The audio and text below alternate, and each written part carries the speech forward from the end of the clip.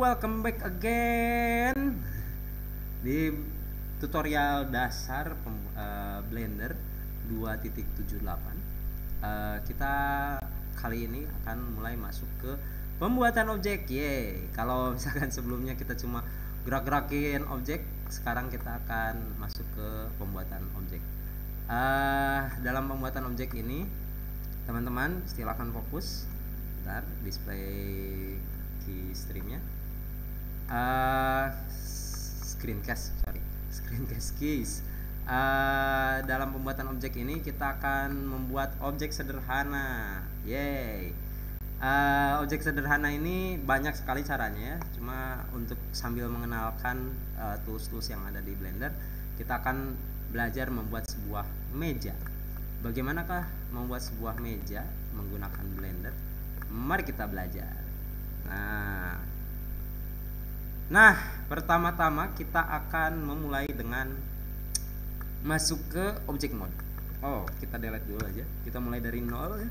Mulai dari nol seperti di SPBU. Kita mulai dari nol, kemudian memastikan 3D kursornya ada di tengah. Nah, setelah 3D kursornya tepat ada di tengah-tengah, kita akan membuat sebuah objek. Karena kita akan membuat sebuah meja, berarti kurang lebih objek dasarnya adalah kubus. Mari kita membuat sebuah kubus menggunakan Shift A, kemudian memilih cube atau kubus. Sebenarnya tampilan yang tadi ya, cuma kita mulai dari nol aja. Selanjutnya, setelah memasukkan sebuah objek, kita akan masuk ke edit mode. Kemarin kita sudah belajar ada object mode, edit mode, scope mode, vertex paint, weight paint, texture paint. Nah, sekarang kita akan mulai masuk ke edit mode. Di edit mode ini, seperti kemarin sudah dibicarakan, kita bisa memilih vertex, bisa memilih line, bisa memilih face. Nah, pertama kali untuk membuat sebuah meja, kita akan memipihkan terlebih dahulu. Memipihkan ini ada banyak caranya ya. Memipihkan objek, misalkan dengan memilih ini, kita pipihkan.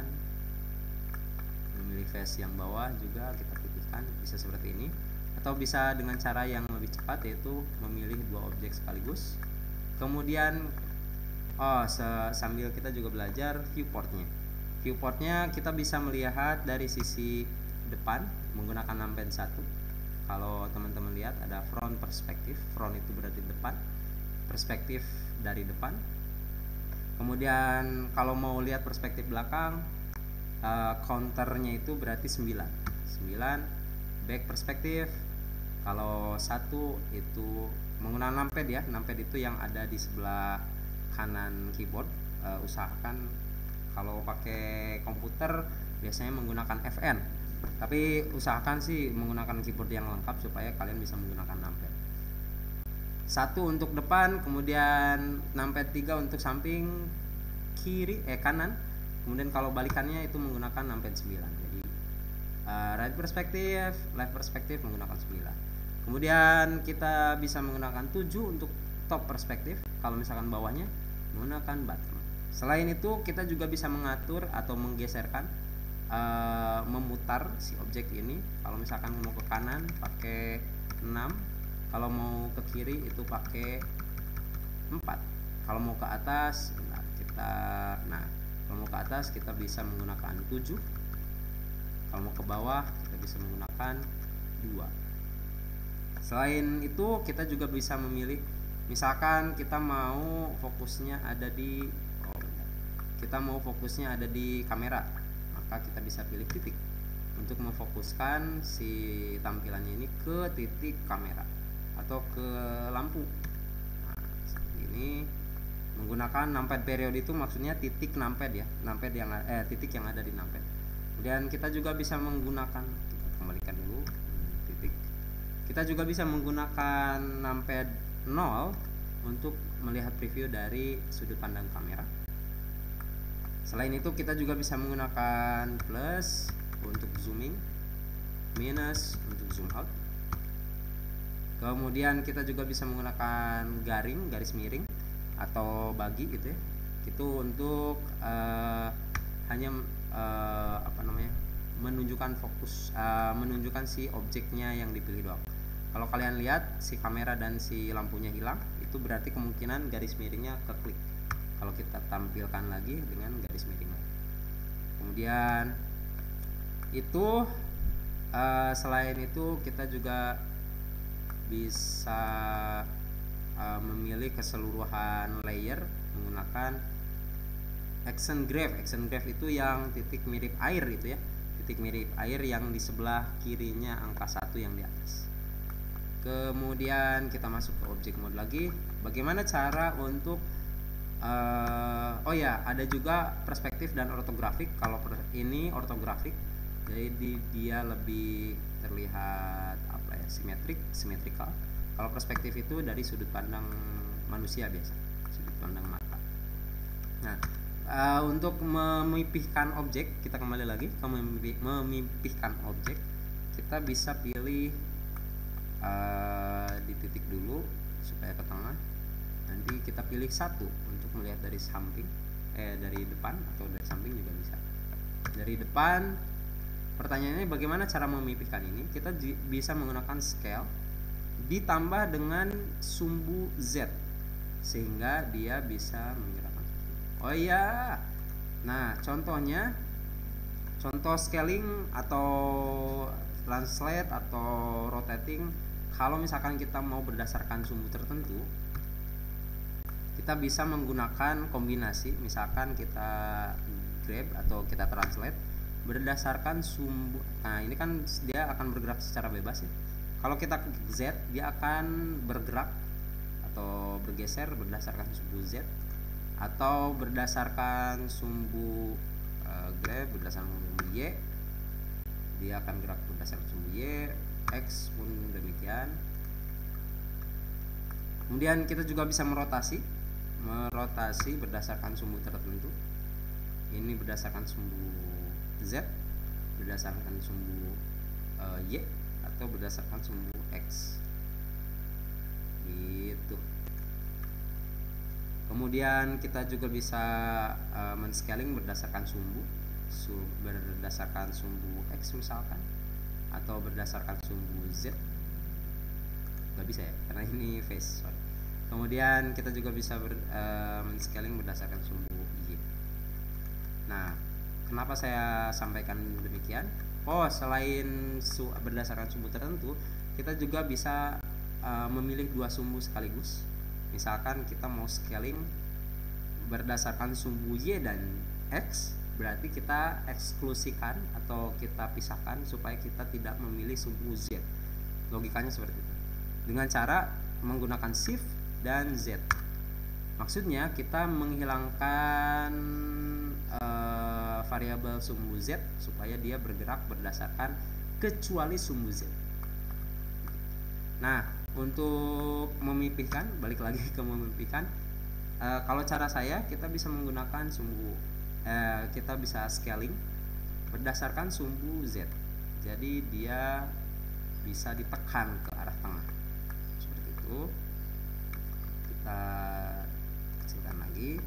Nah, kemudian untuk, karena kalau meja kan biasanya persegi panjang ya, kita bisa memilih sumbu pilihan yang ini. Kemudian kita lihat dari depan, kita akan geser atau scaling berdasarkan sumbu X supaya lebih seperti ini. Selanjutnya kita akan melakukan loop cut. Loop cut ini fungsinya adalah untuk membagi objek tepat berada di tengah-tengah, atau membagi objek menjadi beberapa bagian. Loop cut ini ada di sebelah sini. Loop cut, loop cut and slide. Shortcutnya adalah Ctrl R. Jadi kita Ctrl R. Nah, akan muncul kalau kita dekatkan kursornya ke area tengah sini atau area sini, dia akan muncul garis berwarna pink atau apa ini, ungu. Kalau sudah ungu seperti ini, tinggal kita bisa scroll supaya dia bisa menjadi lebih banyak. Kemudian kita klik, kita bisa geser-geserkan, atau kalau mau menaruh di posisi aslinya seperti tadi, kita bisa menggunakan escape, ESC, tombol ESC ya, yang ada di pojok kiri atas keyboard. Kalau sudah seperti ini, saya akan memilih keseluruhan garis yang ini, keseluruhan garisnya. Bisa dengan menggunakan dibarengi dengan shift seperti ini, bareng shift kemudian klik satu-satu, atau dengan cara menekan Alt berbarengan dengan mengklik si garisnya. Jadi klik Alt barengin sama garisnya, mengklik garis seperti ini. Kemudian saya pilih yang ini juga, barengin sekarang dengan shift Alt dan shift.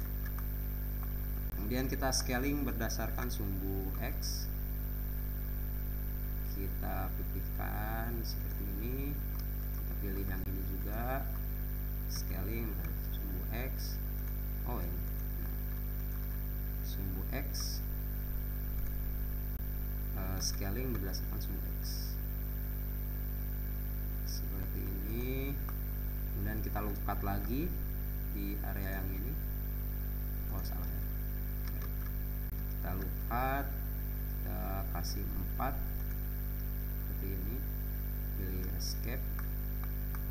Kemudian kita pilih garis yang ini dan garis yang ini, kita scaling berdasarkan sumbu Y sekarang.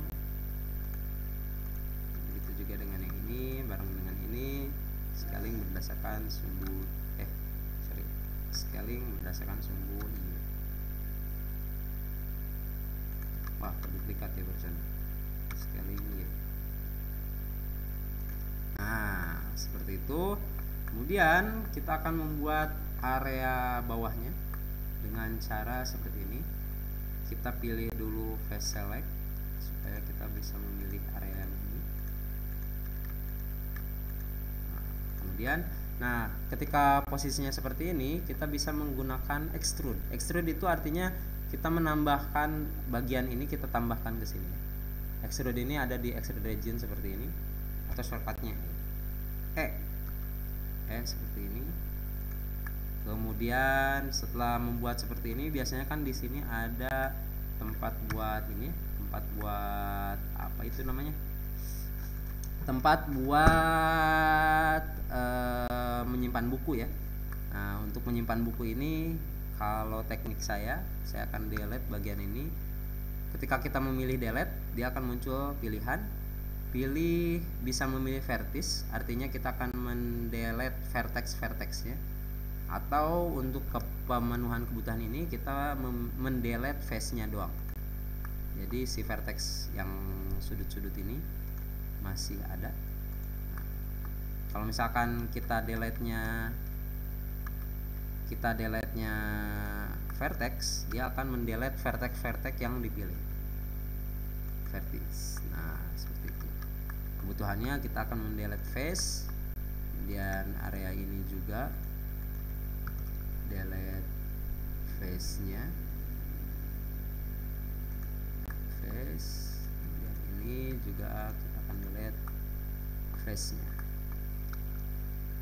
face. Nah, kemudian karena area ini jadi kosong, karena memang kalau di extrude dia akan menambahkan area kosong ya, bukan menambahkan area padat.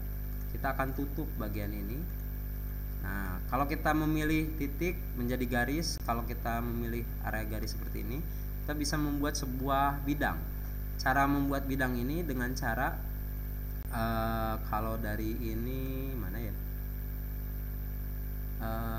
Make edge. Nah, ini dia. Make edge or face. Jadi kalau misalkan kita memilih garis ini dengan garis ini, titik ini dengan titik ini yang dia tidak ada edge, kalau kita pilih make edge, dia akan membuat sebuah garis.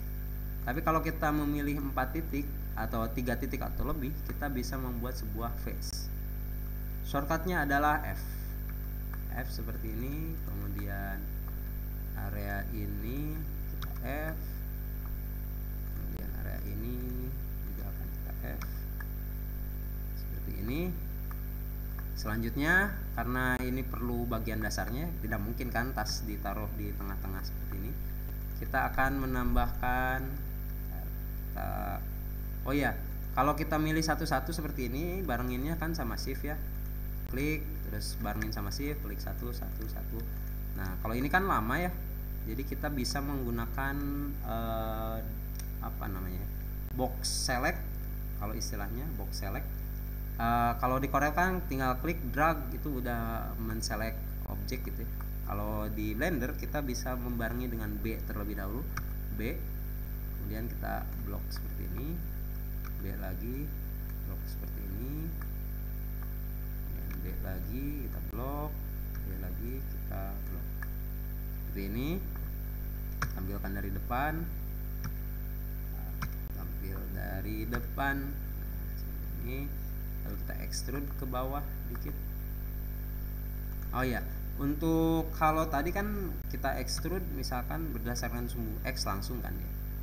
Tapi kalau misalkan kita klik rotasi, klik si scrollnya, dia akan membebaskan si extrude-nya ini. Sama dengan ketika kita memilih menggrab. Kalau tadi memilihnya menggunakan keyboard, kita juga bisa menggunakan klik tengah atau klik scroll. Kalau kita klik scroll misalkan ke area bawah sambil menggerakkan ke bawah gini, dia akan menggerakkan berdasarkan sumbu Z seperti ini. Lalu kita akan memilih area yang ini, kita blok select, ntar ortografikin dulu, blok select lagi area ini. Oh sorry, bukan kayak gitu ya, mungkin lebih tepatnya seperti ini. Kita akan pilih ini untuk membuat face, area ini juga untuk membuat face. Kayaknya saya bakal milih ini aja deh, ini nggak usah di face, sorry, kita akan pilih ini membuat face dan memilih area ini untuk membuat face kayak gitu. Selanjutnya untuk membuat kaki, saya akan memblok area yang ini, kita B dan blok ini. Selanjutnya kita juga akan memilih area yang ini. Oh iya, karena ini vertex select ya, otomatis dia akan memilih area ini. Kita akan pindah dulu ke face select, pilih face yang ini dan ini. Kemudian kita extrude ke area bawah seperti ini. Kita sudah dapat meja. Tapi kan meja biasanya terus ada palang ke sini ya. Jadi kita mungkin bisa main G-nya dulu, tarik ke atas dulu dikit. Lalu kita extrude sedikit ke tengah, ke bawah. Seperti ini. Oke. Kemudian naikin dulu dikit. Extrude lagi ke bawah seperti ini. Lalu kita akan membuat area ini ya, bertemu dengan area ini. Caranya misalkan dengan cara delete face nya dulu, face nya kita delete,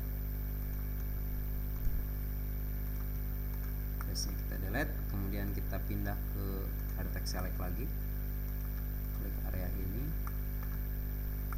barengkan dengan ini, kemudian kita membuat face seperti itu. Face, bawahnya aja dulu, ini face, kemudian ini face. Selanjutnya kita memilih area yang ini, 1, 2, 3, 4 face. Kita blok select aja.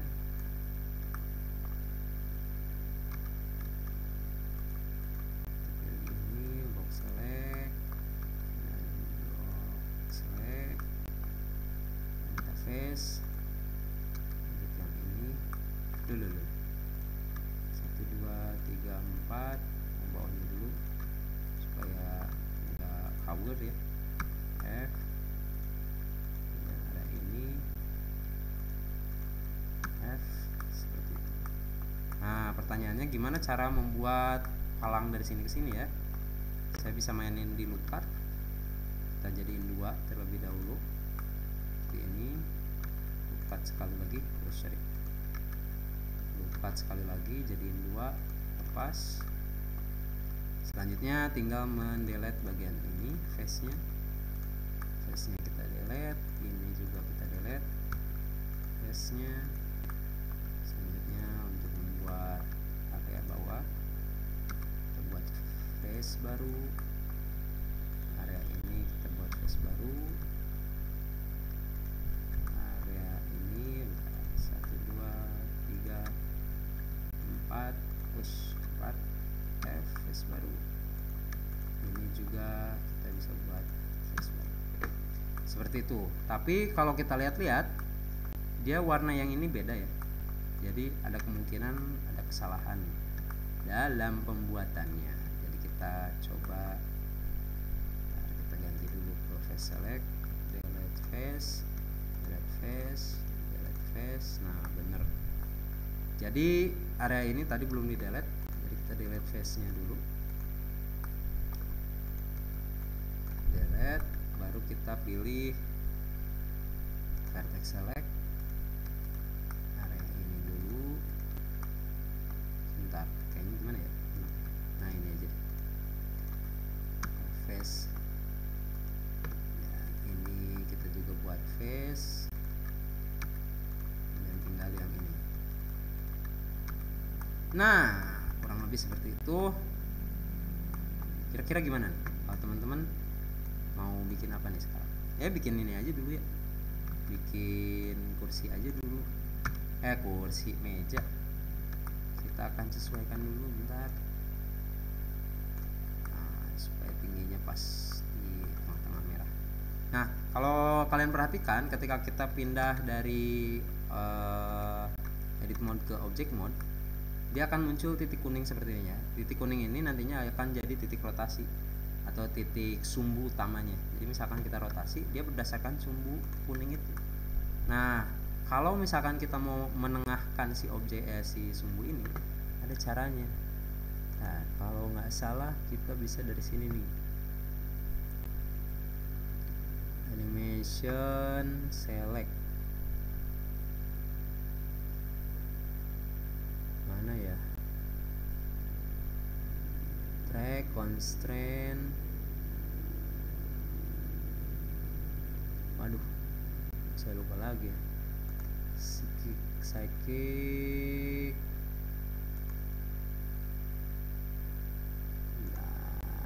relation,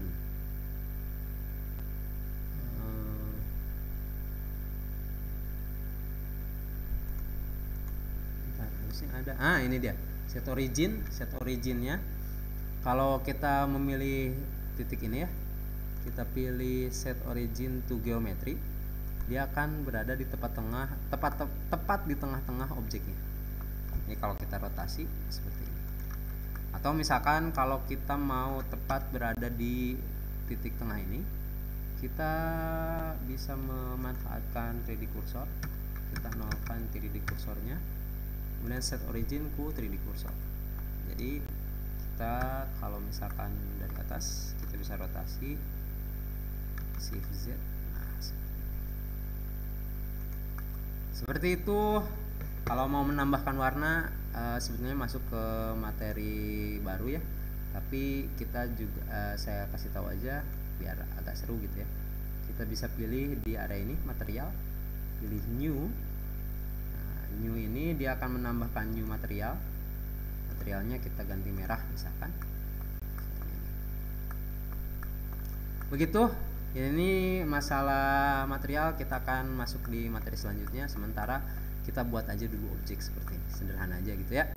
Thank you, terima kasih. Kayaknya udah lumayan lama, jadi kita akhiri aja. Sampai bertemu di tutorial dasar selanjutnya.